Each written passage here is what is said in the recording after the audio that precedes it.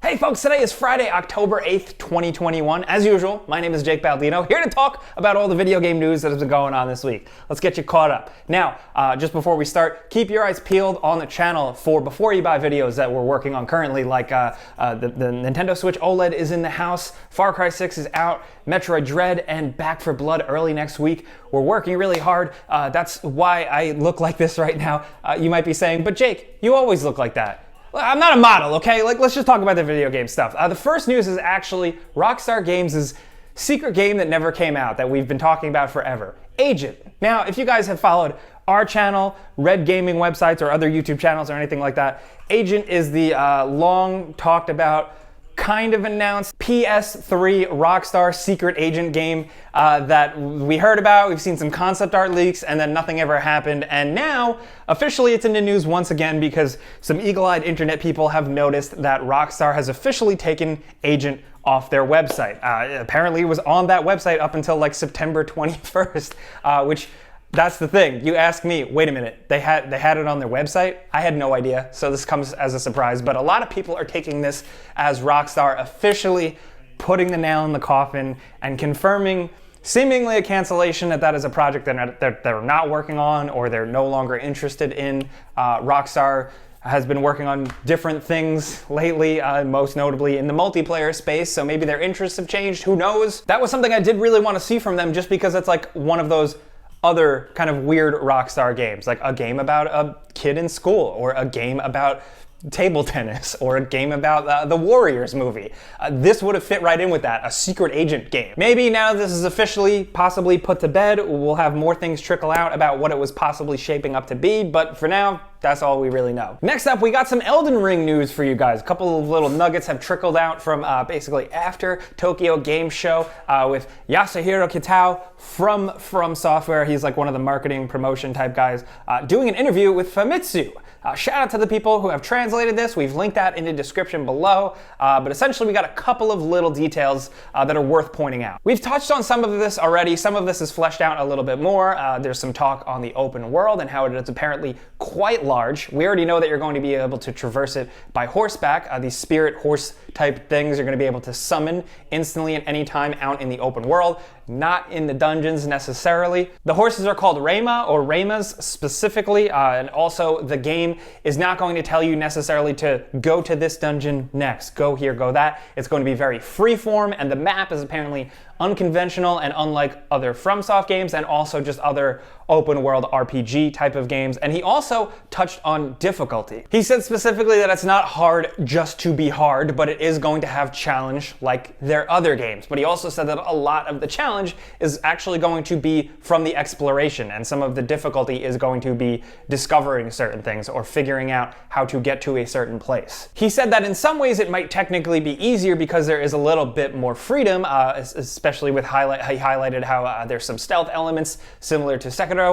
We've seen some of these in trailers, like the crouching around and stuff, so you're going to be able to backstab certain enemies to kind of lighten the load before a big fight. And also the fact that he said that you are going to be able to, like, if you hit a hard point in a dungeon, you can bail out of that dungeon and go play in a different one. Pretty interesting, and honestly, that stuff is the thing I'm most excited to see from Elden Ring, just how they shake up the formula, how they shake up the general flow, the progression, the loop to things, the act of what you're doing, how it can stand out from other From Software games. So I'll link it all in the description below. Like I said, go check it out. In other news, worth pointing out, if you like the businessy type stuff, head of PlayStation, Jim Ryan, did an interview with GamesIndustrty.biz. There's a full video of the interview. It's pretty interesting, and there's some significant quotes that are worth pointing out here. Isn't he like kind of mean? Yeah, he's a little spicy sometimes, but the quote here, specifically in terms of appealing to a worldwide audience, is pretty interesting. In terms of getting PlayStation to a wider audience, he said, and I quote, "I'd like to see a world where the games that we make at PlayStation can be enjoyed by many, many tens of millions of people, perhaps hundreds of millions of people." Now, this is very interesting because it seems like it's confirming PlayStation's move to kind of opening things up. PlayStation has been known to kind of keep things a little bit closer to chest, a little walled garden in certain ways. So we've been seeing them branch out and put some of their games on PC. So this is confirming that ideology is at the higher levels, and that maybe we're going to see it even more. You know, like we know Uncharted is coming to PC. I feel like we have new announcements of PlayStation games ported to PC pretty often, so that's exciting to see. But I wonder what else this can mean. A lot of people are, you know, reading into this as like Sony going to do the Game Pass thing. Who knows? I've seen other reporters, you know, kind of say that this is in line with how he's been going on record lately, where he wants the PlayStation brand and the PlayStation products to be as big and recognizable as, I don't know, whatever the new popular thing is on Netflix or freaking Minions or whatever. Like, just have that level of mainstream popularity. Can PlayStation get there? Who knows? Can they get there without sacrificing like what the core player base loves?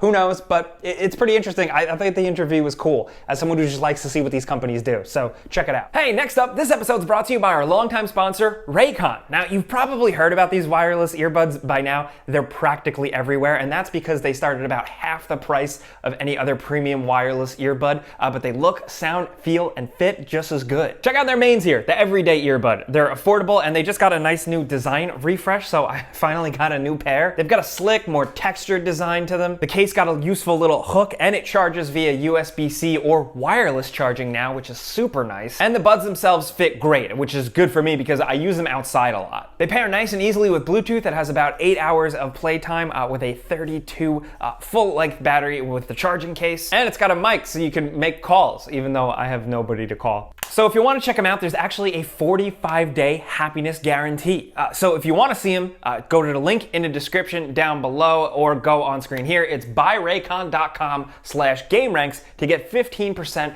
off your first order of Raycons. Once again, that's buyraycon.com/gameranx, and thanks to Raycon for sponsoring our videos. Next up, we got some things, some videos and stuff you may have missed throughout the week. I'll link them all in the description down below. The first is a great video. It's a Steam Deck teardown by Valve, showing how you can open it up and swap out some components. It's you know, it's there. It's not the most complicated thing in the world, but it's still pretty cool to see. I also linked in the description an interesting article from The Verge. They're reaching out to developers behind some more complicated games to get on the Steam Deck because of the way the porting works. Stuff like Destiny, Dead by Daylight, like those multiplayer games that use anti-cheat stuff, and certain ones are already ready to go on board. Some are not. So if you're curious about that, and if you main some of those games and plan to play them on a Steam Deck, that'll be linked below. Also announced this morning in a move surprising really nobody, the best kept secret, Rockstar announced the Grand Theft Auto Trilogy Definitive Edition. This is going to be releasing on all the major consoles, including Switch, and it's going to be 3 Vice City and San Andreas, with what they've said is across-the-board improvements, graphical enhancements, and modern gameplay enhancements, while still having that original look and feel. That's all we know. They haven't really shown anything yet. Cue the debates that everyone's going to say they're not doing enough, or they're doing too little, or when's Grand Theft Auto 6 coming out. We'll have more information soon. Really, all this was is just a blanket announcement, so yeah. Also this week, Playground Games hosted a developer stream highlighting some new elements of the upcoming Forza Horizon 5, and I am excited to say that they have officially announced that the DeLorean is in the game. My favorite car ever. I've talked about it a million times on this show, not because of Back to the Future, but because it's cool. It's not very fast. There's gonna be a million jokes about how it's slow as hell, and yeah, it also doesn't sound like that at all. Like the in-game sound is completely wrong, but it's cool to see it back in the game. It's been a minute since it's been in a Forza game, and it hasn't really been featured in the Horizon games recently, so I'm glad it's there in all its fully modeled glory. Thank you for letting me talk about that. Now let's talk about the Resident Evil movie trailer. Yes, the Resident Evil movie, not a Netflix show, a movie. It's going to be in theaters this November. We got a trailer, and wow, I'm gonna reserve judgment for when the movie comes out. Yeah, I don't want to jump to conclusions. I don't want to praise. I don't know. I don't know how I feel about this. I do find it interesting that they're combining the plot of Resident Evil 1 and Resident Evil 2 into one thing. I wonder if that's going to be messy or not. There's a lot of fan moments here. There's a lot of references, some of which are a little nice, a little deep. Some of them are a little pandery. I don't know. It's about the quality. It's about the cut of the trailer. There are 2 trailers floating around out there. One has the Four Non Blondes song, "I said, hey, what's going on?" That was good. It was. Did I scare you? I'm sorry.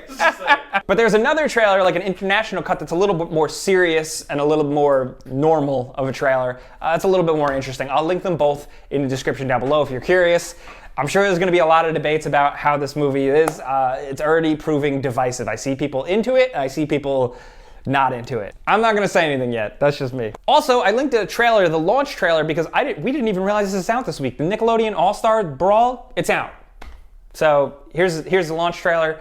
Gotta find time to play that. Yeah. And also, like I said, Far Cry 6 is out this week, so I've linked the before you buy for that. I found the game still very much more Far Cry, but some of the action and just some of the elements are pretty fun. Also, have you heard about this? Have you seen this? I sound like a hack comedian, but have you heard about the freaking haunted train game? Basically, people took the Skyrim Thomas the Tank Engine mod and made an actual game out of it. It's called, what is it called? It's really called that, Choo Choo Charles. The structure is actually kind of interesting. Like, you are on this creepy island and you're getting around it by train. You're on this train, and then you can hop out of the train and explore and go look around. And there's an evil monster train in the woods hunting you down, and you got to run from him, hop back on your train, and escape. All right, props to people that were able to make this. Also, they're making a Ghost Recon Battle Royale. There you go. The trailer is massively disliked on YouTube. I think the tactical elements, the slower elements, the precision elements of Ghost Recon actually work very well for a battle royale, like the old days of the slower days of PUBG. But we're getting further and further from what Ghost Recon is. We stray further from God's light, and by God I mean Tom Clancy. He's not really a god, but his games are. Also, something that made so many people happy, and I can just kind of revel in that, they've announced the last character for Super Smash Bros. It has been a hell of a ride, and the last character is, you guessed it, Paul Walker. No, it's Sora from Kingdom Hearts. I gotta stop with the jokes. They're bad. They're really bad, I'm sorry. Sora is fully featured. He has his Keyblade. He's got a bunch of cool moves. He's highlighted with tons of gameplay already. He's gonna be available October 18th with like the pack thing, and it has been a hell of a ride. So to Sakurai, who of course leads it and gets a lot of credit for it, but also the hundreds of people that have worked on Smash. Damn, man, nice. I don't know. Make another one. No, I'm kidding. That leads me to ask this question, like, did you get what you want? I know a lot of people were looking forward to this. Were you one of those people? Or are you one of the people who still just wants Goku to be in the game? Maybe we'll get him next time. We'll see what happens. But that wraps it up for us. We gotta get back making some before you buys, like I said. So let me know what you think about the stuff this week. The Resident Evil movie trailer.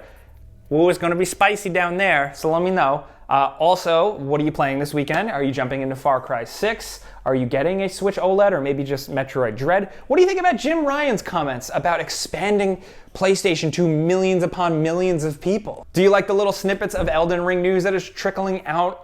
Agent, what do you think that was gonna be like? Let's talk about all this gaming news. Down in the comments, let me know. We'll be down there. We always are, as much as possible. Things get a little crazy though, so if you wanna yell at me directly, find me on Twitter and Instagram at Jake Baldino and youtube.com/Jake Baldino. But thank you guys for coming around. Really, all you gotta do is click the like button. It helps us out a lot. We're here every Friday. But if you are new, consider subscribing because we put out videos every single day. But like I said, I'm Jake Baldino. See you guys next time. Pizza's on me.